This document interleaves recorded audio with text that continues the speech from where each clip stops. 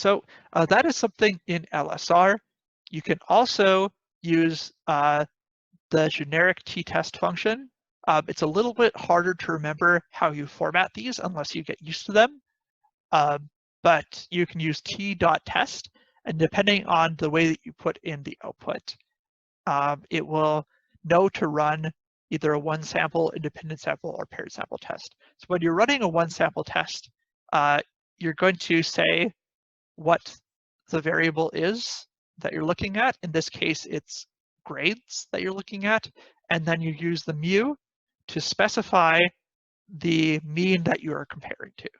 So we'll run this, and what you'll see is you're going to get a lot of the same information as you did before. It gives you more decimal points for the t and for the p-value. It's not going to give you as much information about some of the other stuff in that variable.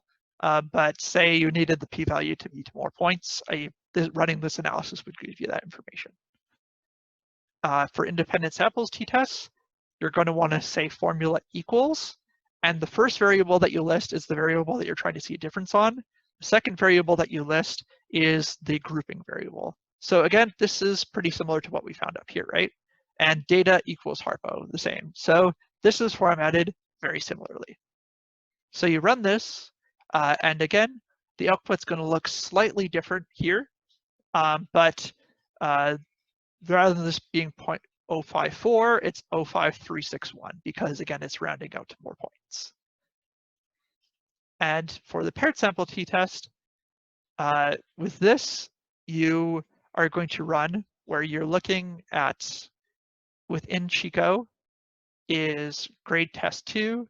That's the x variable. So you say x equals. For the y variable, it's the other variable that you're looking at. So again, for the paired sample, we know how to match up grade test 2 and grade test 1 because it's the same participant taking both test 1 and test 2. And here you add in the specification that paired equals true. So this is going to look a little bit different than what we had up here. And again, you're going to find that the output here is a little bit different formatted, but you're getting the same results. So t statistic is essentially the same, but it's rounded up more. The p-value for this, when it says e minus 0.06, that means that you have to move that decimal place over 6 points. So this is like 5 zeros until you get to 3. So this is unlikely to be due by chance, to an extreme more so than the other results. So again, R is giving you the same results for these different analyses, but it's giving you different types of output depending on the package. Right, so that gives you some examples of different t-tests that you can run. Next, let's jump into looking at effect sizes. All right, so for effect sizes, the primary thing that you look at for t-tests is the Cohen's d value. So the Cohen's d tells you how many standard deviations the means are apart from each other. So you can get this with the Cohen's d function. So in this case, we're seeing that difference in grades for psychology students against the population mean. So if you run this, it's going to give you that value. And so that's a value of 0.5041691. Essentially what that's telling you is that those psychology students scored about half a standard deviation higher than the population mean. So the bigger this is, the bigger the difference is. And so you can see what the Cohen's d is doing by calculating this out manually. So for this, we have the mean for grades. So that will be the mean of our sample.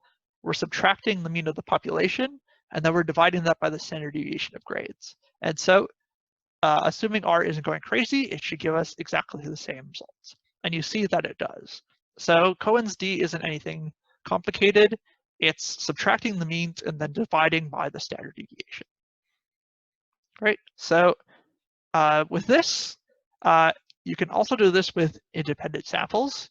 One thing that you'll do for this is that you'll have to specify how you want that standard deviation to be calculated. So you're getting a Cohen's d for that independent sample. Again, rather than saying t-test, we're saying Cohen's d down here to get the effect size. So the rest of this is all going to look very similar to what we did for the t-test up there. And the method that we're having for this is the pooled standard deviation. So this is looking at the standard deviation for both of those samples combined.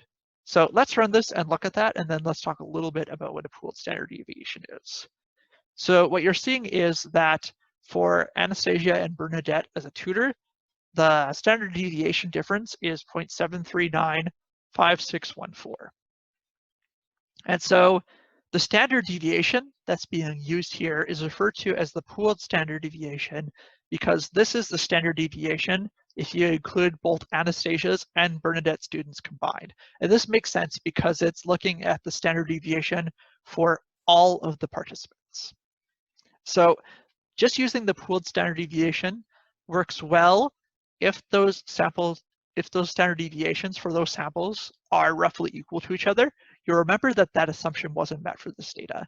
And so you can do a Cohen's d analysis that basically adjusts for bias in calculating the Cohen's d depending on how much that assumption that the standard deviations are equal is violated. And so you'll see that the Cohen's d here is going to be slightly different. So in this case, it's not a huge difference, 0.739 versus 0.7244. I mean, if you're rounding this to 2 decimal places, which is typical, it's a difference of 0.74 and 0.72. Not a huge difference. But if there is a huge violation of assumptions, these results can be very different from each other. So one thing that you find is that when assumptions are just barely violated, you can barely tell the difference. And sometimes it's so small of a difference that when you round it to 2 decimal points and report it in a paper, it actually looks exactly the same. In other cases, when the assumptions are really strongly violated, you might get very different results. So again, this is a matter of looking at any potential violations that are violations of assumptions and then using the correct type of analysis. So one thing that might be different is for the paired sample t-test in how it's calculating out the Cohen's d.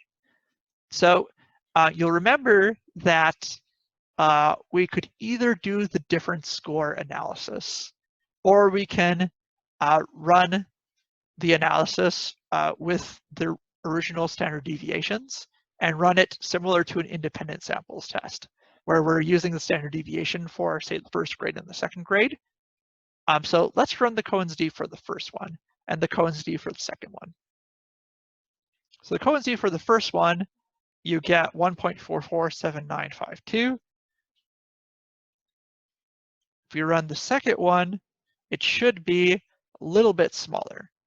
So what we get here is 0.2157646. So this could be something where there's a big difference in the interpretation. This is telling you, based on the standard deviation for how much students improved, that's going to be a smaller standard deviation. So when you divide that standard deviation, you're going to get a bigger score. Here, you're getting a smaller score.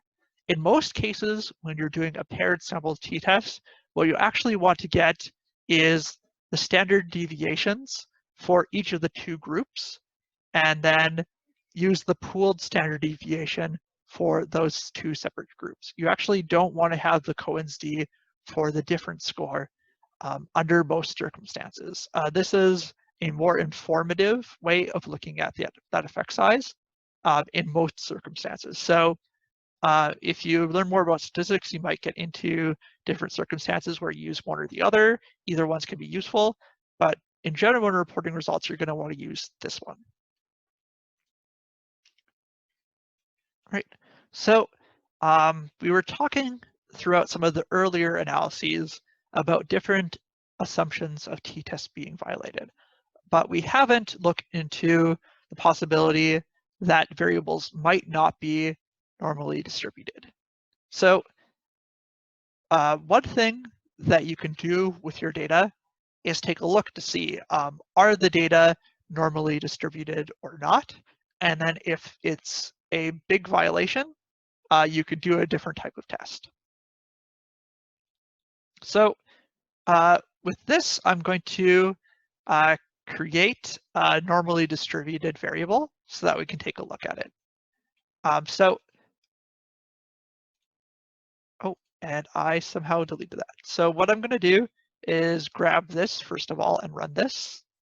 And this creates a normally distributed distribution. For this, you'll remember that R is kind of cranky about not having enough room over here.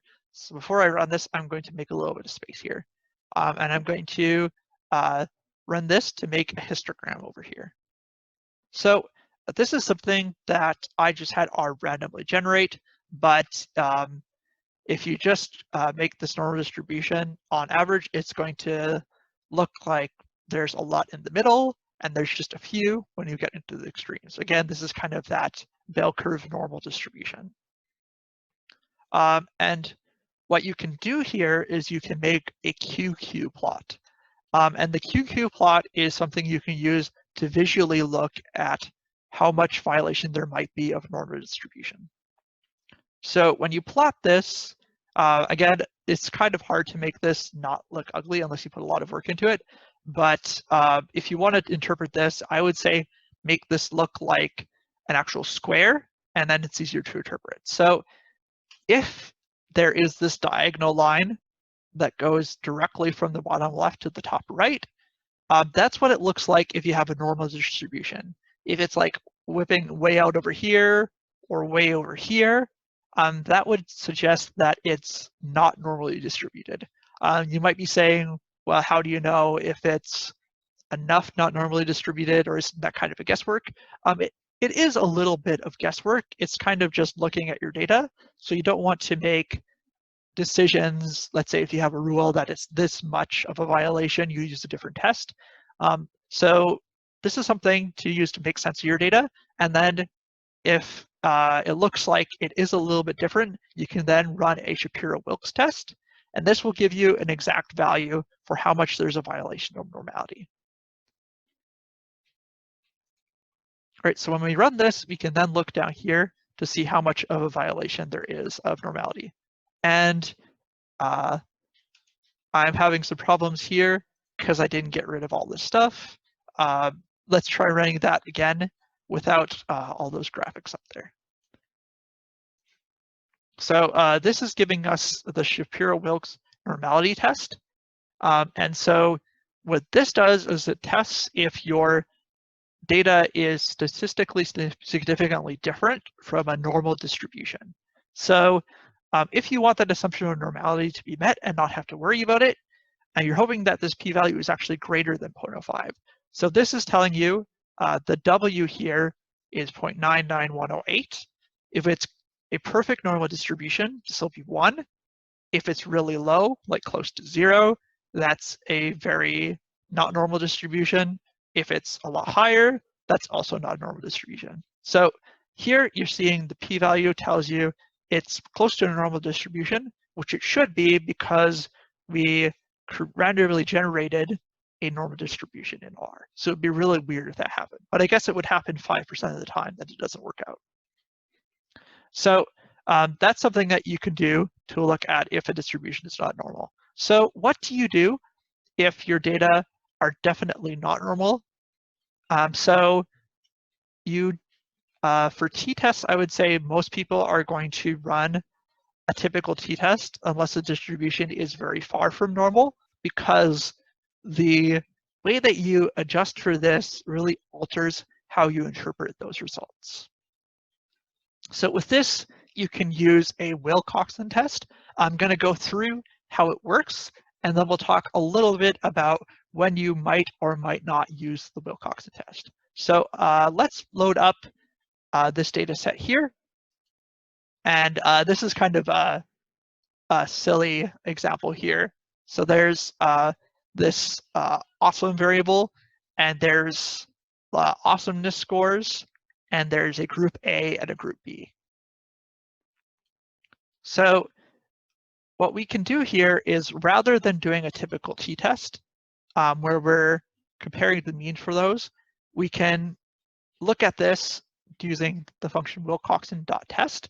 Again, this is going to look similar to a typical t-test. Great. So with this, we were able to run the Wilcoxon rank sum test. This gives us a W rather than a T. You can interpret the W in the same way that you would interpret a T. And then this is going to give you a p-value. And so you see this really weird information down here. True location shift is not equal to 0. And so what the Wilcoxon test is doing is, because we're not assuming normality, it has to do something else to decide whether there was a difference between the one or the other one. And so what it's doing is it's creating a rank variable. And so rather than looking, at all of these points and seeing, how many standard deviations is this away from the mean, and things of that sort, it's looking at the rank for each of these students' scores. So there's going to be a student who has the lowest rank, starting at 0, and there's going to be a student that has the highest rank all the way at the top. And it's going to look at, are the rank of students in group A higher than the rank of students in group B, which is a different interpretation than whether the mean is higher or not. So regardless of if there are mean level differences, there might be rank level differences and there might not be. In this case, it was not statistically significantly different. So let's load up a second data set here. So for this, we have awesome2.r data, which is, again, more silly data. So for this, we have score A, which has 5 data points, and we have score B, which has another 5 data points. So when we're doing the Wilcoxon test, we're going to be getting the ranks. And so you see for score A, 6.4 is going to be the lowest of all of them, and 14.5 is going to be the highest of all of them. And so again, we can run this analysis for Wilcoxon test, x equals score A, y equals score B. And essentially what this is doing is it's running that analysis and looking at whether there's a difference there.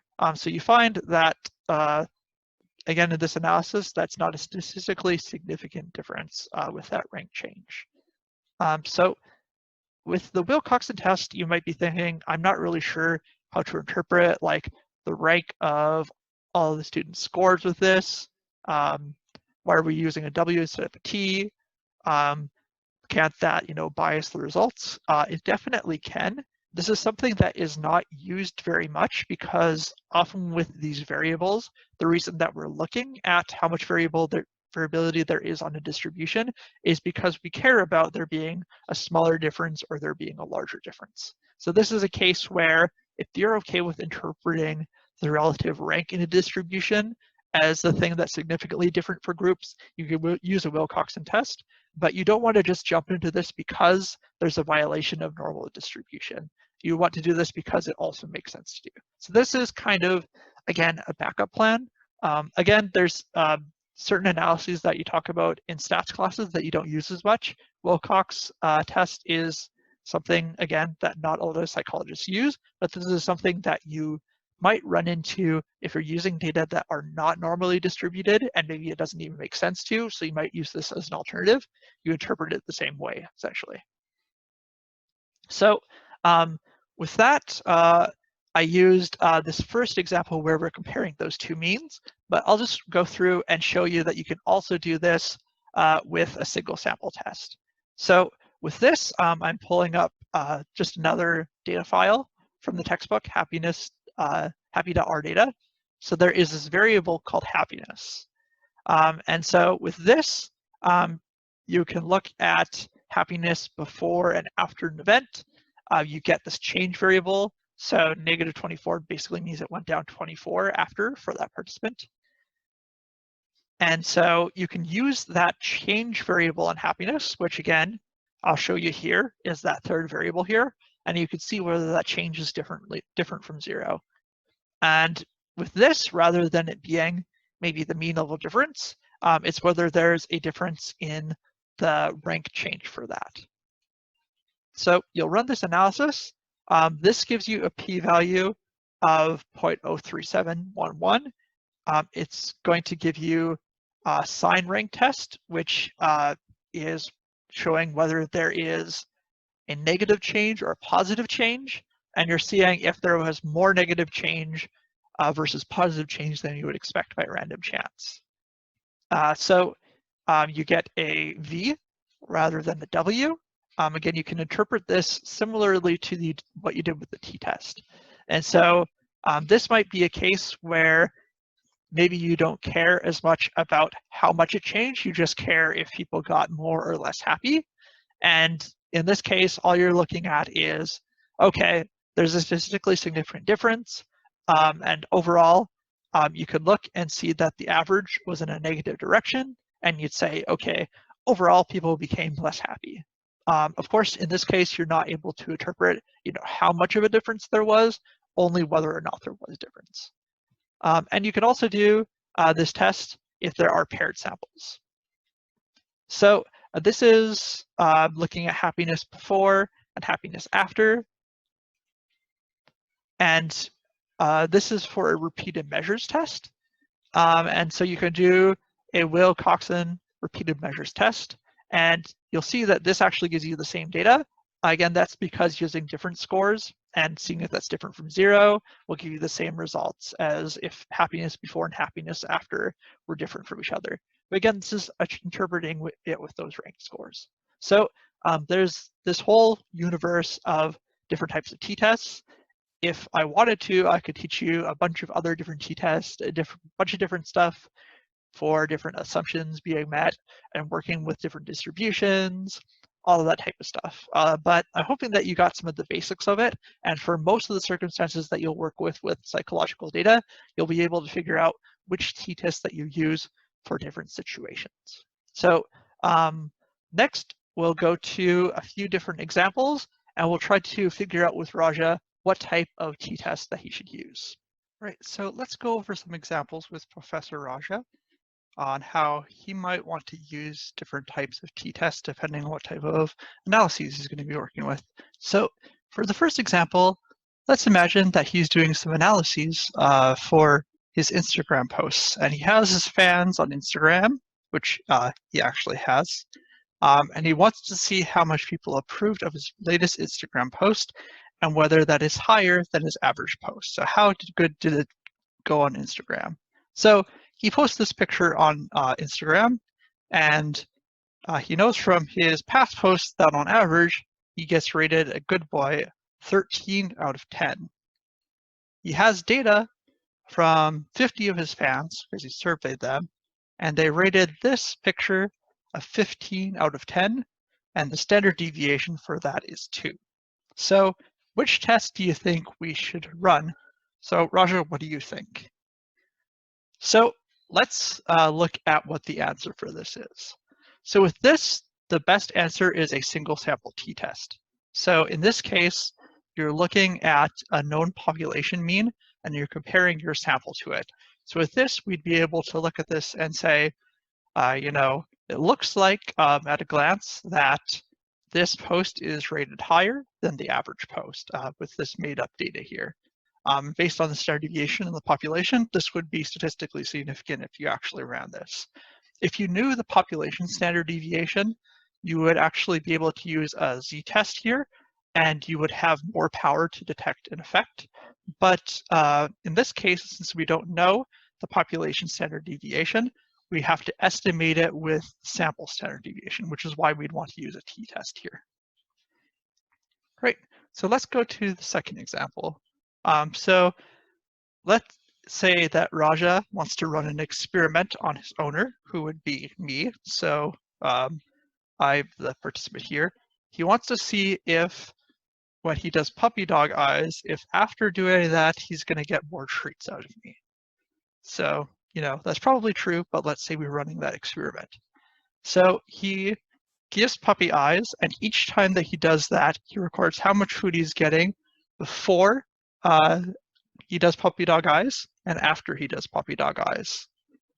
And he wants to see, is there a difference in how much food he gets before and after doing puppy dog eyes? So what test do you think that Raja should run for this analysis? Right, so the correct answer here is a repeated measures t-test. And so for this, what you would do is you would need to have a t-test that assumes that there is dependency in the data, so there is not independent samples. And so with this, it's the same participant, in this case, me, before and after. So those are paired together. That's also called the paired samples t-test. You will see it as either repeated measures or paired samples, depending on the textbook that you use. So let's say that this was very not normally distributed. So it might be a weird distribution where maybe 90% of the time, if he doesn't give me dog eyes, I give him nothing. And then on the rare occasion, I give him like a whole bunch of food just because that happens to be his time to eat. That will be an instance where it's definitely not normally distributed. In that case, maybe all that Raja cares about is did the amount of food given increase after puppy dog eyes as compared to before puppy dog eyes? In which case, he might be interested in just the direction. The distribution doesn't matter, and he could use a Wilcoxon rank order repeated measure test or the sign test to see if the amount of food went up or down for each occasion, and see, if it went up more than it went down, and it's significantly more going up than down, then that suggests that the puppy dog eyes work. All right, so for example 3, he's been hearing this rumor that a lot of people like corgis, and Raja is extremely jealous. So he wants to figure out, do people actually like corgis better than they like chihuahuas? Because obviously they should like chihuahuas better. So he gives a survey to participants and he randomly assigns them so that they say how much they like corgis or how much they like chihuahuas. And he wants to see, is there a tendency to like chihuahuas more or like corgis more? So what test do you think we should run for this example? All right, so what we'll want to do here is have an independent samples t-test. So if you have different participants in conditions, it's going to be independent samples because you only have one data point from each participant, and there's no overlap in where each of those data points came from. So the assumption of independence is met. And you have 2 different samples that you're collecting, so you wouldn't just be able to do a single sample t-test for this. Unless, for example, you happen to know how much people liked corgis, but you didn't know how much they liked chihuahuas, then you could just use the mean for corgis and compare that to your single sample for chihuahuas. But since we don't know the population means or population standard deviations for either of these, and we're collecting this new data, and they're each from individual participants, that's why I use the independent sample t-test. In this case, there might be different standard deviations for corgis and chihuahuas in the population. So most people like corgis. There's not many people that hate corgis, but unfortunately, people are very polarized in how much they like chihuahuas. Some people love chihuahuas, some people hate chihuahuas and think they're like annoying or loud.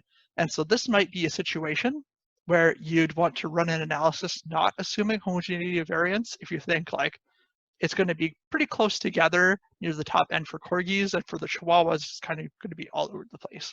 So you could run a Welch independent samples t-test, and if there is a violation of normality, where say there's more variability for chihuahuas than for corgis, then what you're going to find is that the t-value and the p-value are going to be corrected for this. This will tend to be a more conservative test of if there is a difference between how much people like corgis and chihuahuas, but it'll be less biased in that way.